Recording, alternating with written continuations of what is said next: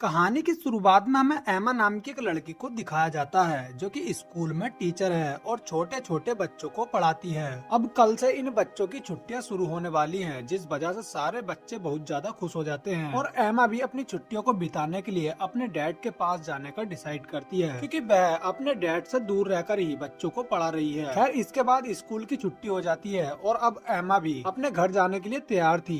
तभी उसे स्कूल की एक वर्कर अपने पास बुलाती है और उसे एक बैग पकड़ा देती है और कहती है कि ये बैग उसके भाई का दोस्त यहाँ छोड़कर गया था। जिसके बाद एमा भी उस बैग को लेकर वहाँ से चली जाती है। इसके बाद हमें कुछ और लोगों को दिखाया जाता है जो कि किसी सामान को कार में रख रहे होते हैं। इसी दौरान हम बॉसमैन नाम के एक और आदमी को देखते हैं जो कि इन सभी लोगों का लीडर है और ये ड्रग्स बेचने का काम करता है। और इन लोगों ने जिस सामान को कार में रखा था वह और कुछ नहीं बल्कि ड्रग्स ही था, क्योंकि आज ये लोग एक दूसरी जगह पर बहुत बड़े अमाउंट में ड्रग्स की सप्लाई करने वाले हैं। अब इसके बाद ये लोग कार लेकर ड्रग्स सप्लाई करने के लिए निकल जाते हैं और जो लड़का गाड़ी चला रहा होता है उसका नाम पीट होता है और वह अभी नया नया इनकी गैंग में शामिल हुआ है, इसीलिए वह बहुत ज्यादा घबराया हुआ लगता है क्योंकि ये उसकी पहली ड्रग्स की डिलीवरी होने वाली थी। अब दूसरी तरफ हम एमा को देखते हैं जो कि अपने घर जाने के लिए निकल चुकी थी और वह अपने डैड से बात करती है कि वह जल्द ही उनके पास आने वाली है। उधर हम देखते हैं कि डेविड नाम का एक पुलिस वाला पीट को गाड़ी रोकने के लिए कहता है, जिसे देख पीट बहुत ज्यादा घबरा जाता है। लेकिन बॉसमैन उसे समझाता है कि वह ऐसे टाइम में हिम्मत से काम ले, वरना पुलिस वाला उनकी चाल को समझ सकता है। लेकिन पीट पर उसकी बात का कोई भी प्रभाव नहीं पड़ता और उसका चेहरा अभी भी बहुत ज्यादा घबराया हुआ ही लगता है। अब पुलिस वाला उनकी कार को रोक लेता है और पीट से उसका ड्राइविंग लाइसेंस मांगता है, जिसके बाद पीट उसे अपना ड्राइविंग लाइसेंस देता है। लेकिन इस दौरान पीट के हाथ बहुत ज्यादा कपकपाने लगते हैं, जिसे वह पुलिस वाला भी अच्छी तरह से नोटिस कर लेता है और उसे इन पर शक हो जाता है और इसीलिए वह इनकी गाड़ी को चेक करने के लिए कहता है। इसी दौरान बॉसमैन के कुछ और साथी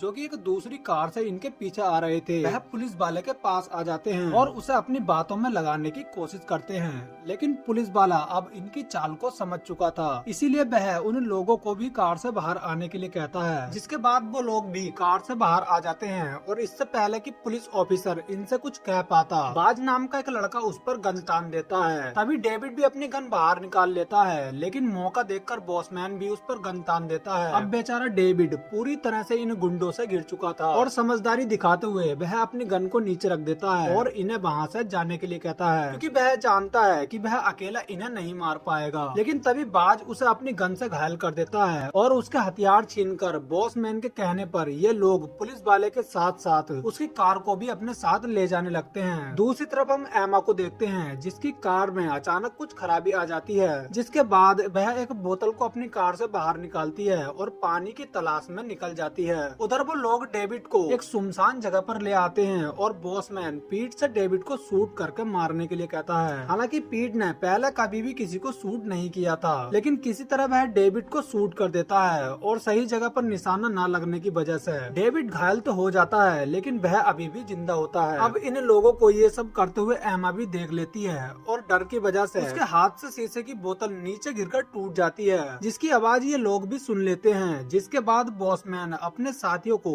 एमा को पकड़ने के लिए कहता है और वो लोग एमा को पकड़ने के लिए उसके पीछे लग जाते हैं। एमा उनसे बचकर भागने की बहुत कोशिश करती है, लेकिन ये लोग किसी तरह उसे पकड़ लेते हैं और बॉसमैन के पास ले आते हैं। अब सभी लोगों का ध्यान एमा की तरफ होता है। तभी डेविड को होश आ जाता है और वह चुपके चुपके अपनी गाड़ी की ओर जाने लगता है और जैसे ही ये लोग एमा को हथकड़ी से बांधने में लग जाते हैं, तभी मौका देखकर डेविड अपनी कार लेकर वहाँ से भागने लगता है। हालांकि इस दौरान ये लोग उसका पीछा भी करते हैं, लेकिन अब डेविड अपनी कार नहीं रोकने वाला था। तभी हम देखते हैं कि बॉसमैन एक ऊंचे से टीले पर जाता है और एक स्नाइपर की तरह डेविड पर अपनी गन से निशाना लगाता है और एक ही झटके में उसे मार देता है। इधर एमा किसी तरह डेविड की बेल्ट को उठा लेती है, जिसमें की हथकड़ी की चाबी होती है। जिसके बाद वह अपनी हथकड़ी को खोल लेती है और वहाँ पड़ा एक चाकू को भी अपनी सहायता के लिए रख लेती है। इसके बाद एमा जल्दी से अपनी कार के पास जाती है और अपना बैग और फोन गाड़ी से निकालकर वहाँ से आगे की ओर जाने लगती है। उधर इन लोगों को पता चलता है कि एमा वहाँ से भाग चुकी है, जिसके बाद ये लोग दोबारा से उसे ढूंढने का डिसाइड करते हैं, क्योंकि अगर इन्होंने उसे नहीं मारा तो इनके लिए बहुत ज्यादा दिक्कत हो जाएगी। इसीलिए ये लोग दोबारा उसे ढूंढने में लग जाते हैं। उधर एमा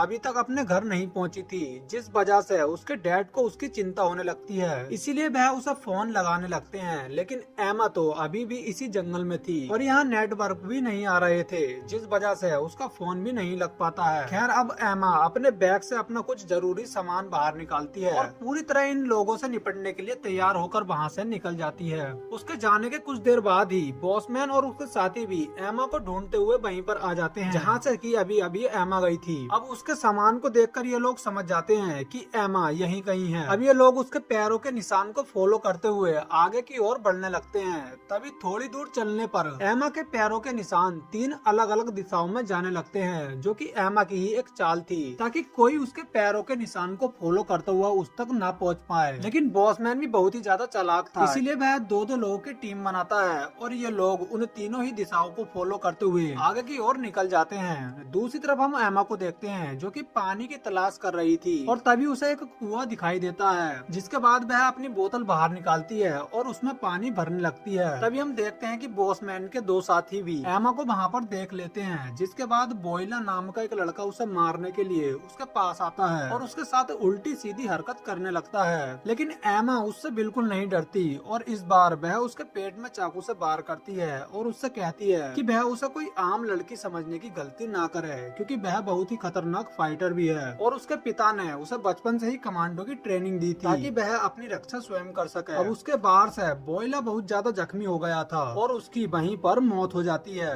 फिर हम बोइला के साथ वाले लड़के को भी देखते हैं जो कि बॉसमैन को रेडियो पर एमा की लोकेशन की खबर दे देता है और खुद उसके पीछे पीछे जाने लगता है। इसी दौरान वह एक चट्टान के पास पहुंच जाता है और एमा को इधर उधर देखने लगता है। तभी एमा उसके सिर पर एक बड़ा सा पत्थर गिरा देती है, जिससे वह बुरी तरह से घायल हो जाता है। लेकिन जैसे ही एमा उसके पास आती है वह एमा पर अटैक करने लगता है, लेकिन तभी एमा उसे उसी की गन से शूट कर देती है और उसे मार देती है। उधर बॉसमैन अपने बाकी साथियों को लेकर एमा की तरफ आ रहा होता है और फाइनली वह एमा तक पहुंच जाता है। अब एमा भी इन्हें देख लेती है, इसीलिए वह इनसे बचते हुए एक फार्म हाउस के अंदर चली जाती है, जिसके बाद ये लोग भी उसके पीछे पीछे फार्म हाउस में जाने लगते हैं। अब सबसे पहले एजे नाम का एक लड़का फार्म हाउस के अंदर जाता है, लेकिन उसके अंदर पहुंचते ही एमा उसे बुरी तरह से मार देती है। एजे की आवाज सुनकर पीट भी धीरे धीरे से फार्म हाउस के अंदर बढ़ने लगता है। तभी एमा उस पर चाकू से अटैक कर देती है और उसे भी मार देती है। तभी अचानक बाज नाम का लड़का